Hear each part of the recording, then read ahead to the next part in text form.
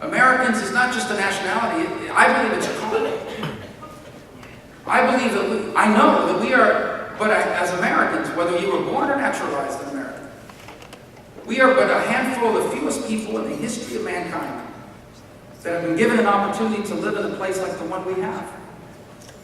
And with that comes an obligation, not that we can solve all the world's problems, but first and foremost is an obligation to serve as an example to the world. To prove that the lies of the old world, in fact, were lies. That you are not limited by where you started out in life. That every single one of us do, in fact, have a God-given right to go as far as our talent and our work will take us. And second, by doing what we can, when we can, around the world, to ensure that others have those rights as well. We can't invade every country. We can't fight every war. We can't be involved in every conflict. But every time tyranny faces off against freedom, America must always stand firmly on the side of freedom, every chance we get.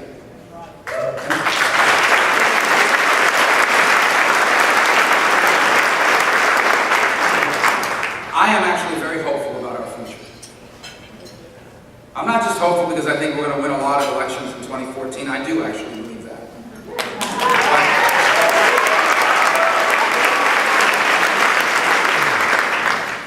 But I'm hopeful because I actually believe our people do want to be special. And I know that there are voices out there that say, you know, maybe the American people have changed.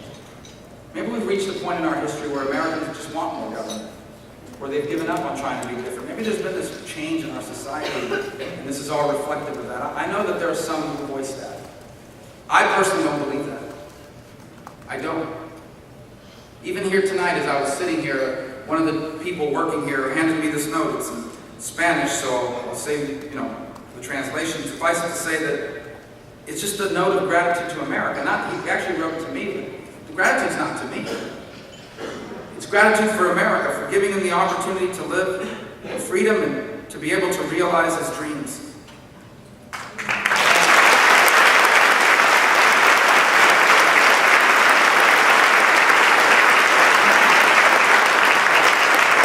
And I know that's still who we are. The last few years have been tough on people. People have lost their homes and their jobs and their businesses, and kids have graduated college with huge student loan debt, and now they can't find a job in the field they studied for. It's been a hard time for people. And it's not just because of policy in Washington, it's because the world economy has changed, and it's been disruptive. And sometimes when people are hurting, even people who want to be special, even people that believe in free enterprise and limited government, sometimes when life gets tough, people look around and say, you know, someone has to do something. And I don't know, maybe government can help. And I think that's what's happened to some people in America. Sadly, the problem is it isn't going to work. All these policies that the president has put in place are not going to work.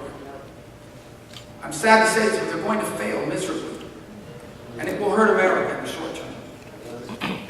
But from that will emerge an opportunity once again. Because when, in fact, the full weight of these decisions and mistakes become apparent to our fellow Americans, they will turn and look for an alternative. They will turn and look for what else is or what can we do instead. And that's what we need to be ready for. And we don't have a hard argument to make. In order to sell our fellow Americans on limited government and freedom and liberty, all we will have to do is point to our history and compare it to that of the rest of the world. All we will have to do is look into our own lives and our own communities and our own families to see just exactly how special we have been and can continue to be. And I believe that ultimately that is the choice the American people will make. And I think it will start in 2014, and I believe it will continue beyond that. I believe that with all my heart that that is what the American people still want to be. And now all they search for are some voices in our politics that not just say those things, but stand for those things and do something about them. Voices that fight for limited government and free enterprise. Voices that fight against the things going on at the IRS, not just because it's a Democrat in the White House. Voices that would be fighting against it if they were doing it to Democratic groups.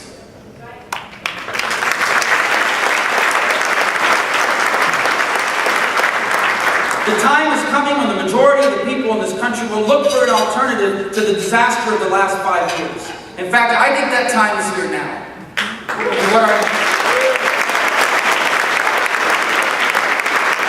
What our country desperately needs now is a political movement that gives voice to that aspiration and solutions to these problems. And so you want to know what the road forward is for Republicans? Is to be that voice. The road forward for Republicans is to be that voice for those people that are looking to once again keep America special and exceptional and unique. That's what we're about. That's what this movement should be organized around.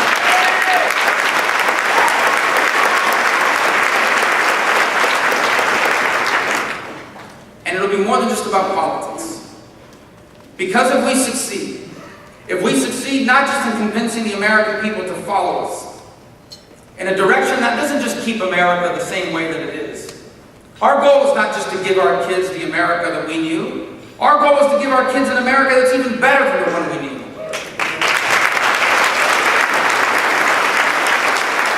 And if we succeed in convincing the American people to follow us, and once they give us that chance, if we put those ideas into practice and truly do what it is we say that we're about, then we won't be what Tom Lee talked about a moment ago, the first generation of Americans to leave their children better off.